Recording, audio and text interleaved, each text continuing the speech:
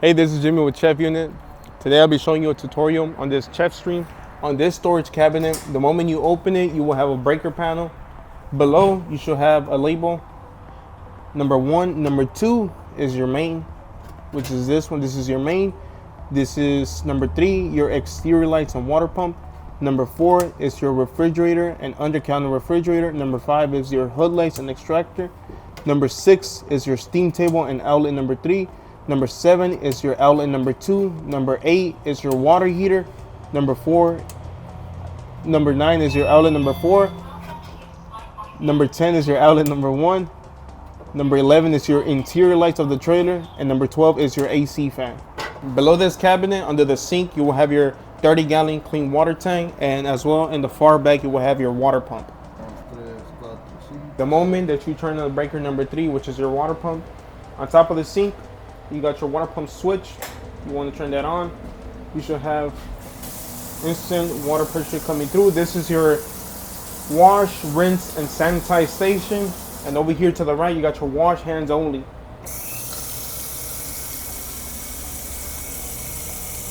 And up here, you got your soap dispenser and you got your paper dispenser. Under this cabinet, you got your water heater. The moment you turn on the breaker, that means that the water heater is on, as well as you must have water in your clean water tank. Okay, so on the exterior of your trailer, you will have your 3-inch water waste valve and your water inlet to the right.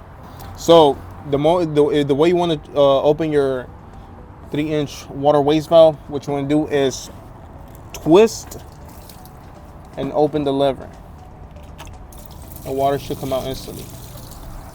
Okay, up here you got your water inlet. This is where you want to connect the water hose from any portable water source, and it will go straight to your water tank.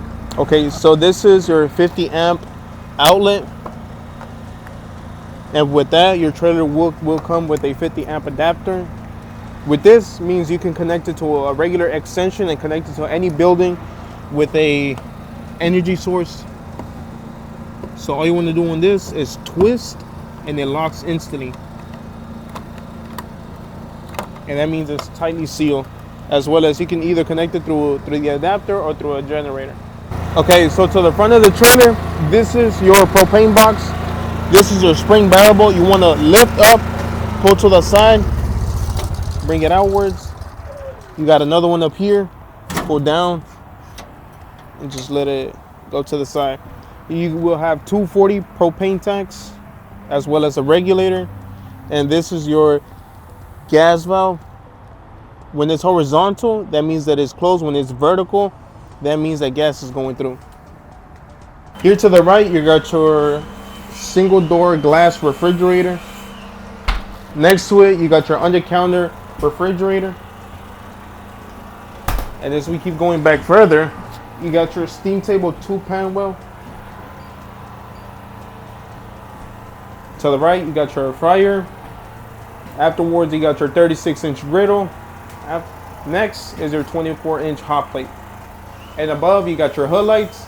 You got your 8-feet hood vent. You got your grease box. And over here to the left, you got your fire suppression system. Okay, starting with the gas valves. Over here to the left, you got your fryer. The middle one is your griddle, and the last one is your hot plate. We will open the hot plate to give you a demonstration. Go up here. The hot plate should be giving a little hiss sound, meaning that gas is flowing through. You want to light up the pilot.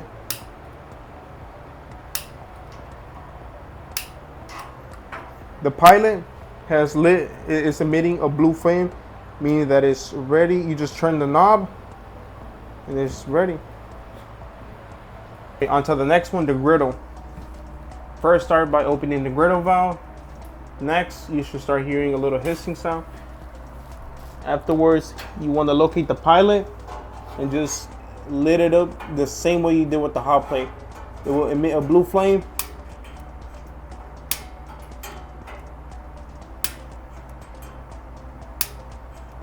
And it should be ready. After the pilot has caught a light blue flame, all you want to do is twist the knob. And okay, onto the last one, your fryer valve. Open the gas valve the same way. Open here. Down here, you will have your system, your gauge. Right now it's at the off position. What you want to do is move it forward and bring it back, and it should lock in on the letter L. Where the letter L is at, you should have a little point, a little dot. You want to release the air that is inside the system, so you will let gas flow in. Give it a few pumps, hold it in for about 30 seconds, grab your lighter and just lit up the pilot. And once you lit it up, you want to hold the gauge. You want to hold it for a few seconds. After it's holding its flame, you want to turn it to the on position, meaning that it's ready. You want to turn your temperature valve and it's ready to go.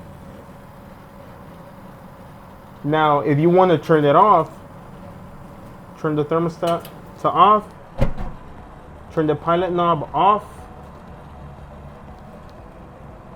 and to kill the flame, just turn off the gas valve. Okay, before you want to start any of these appliances, gas appliances, what you want to do is make sure that your extractor is on. Once it's on, you're set to go. You can turn on the hot plate, you can turn on the griddle, you can turn on the fryer with no hesitation. Or back here, what you have is your steam table. You want to adjust it to the temperature that you would like. You will have a green light saying that it's heating. You can turn it to the minimum, you can turn it to the maximum. If you want to turn it off, just turn the knob back to its normal position. This is your fire suppression system. In case you have a fire in your griddle and your hot plate, what you want to do is pull on this emergency switch off instantly, and you will have an electric switch go all the way to your hood vent, and extinguishers should start releasing from these nozzles. To the right, you got your ABC, your regular fire extinguisher, and to the left, you got your Type K extinguisher. In case of a fire on your fryer, this is your go-to. It's a liquid extinguisher. Up here, you got your AC. All you want to do is twist the knob, adjust the temperature and the fan that you want it, and it starts blowing cold air right away.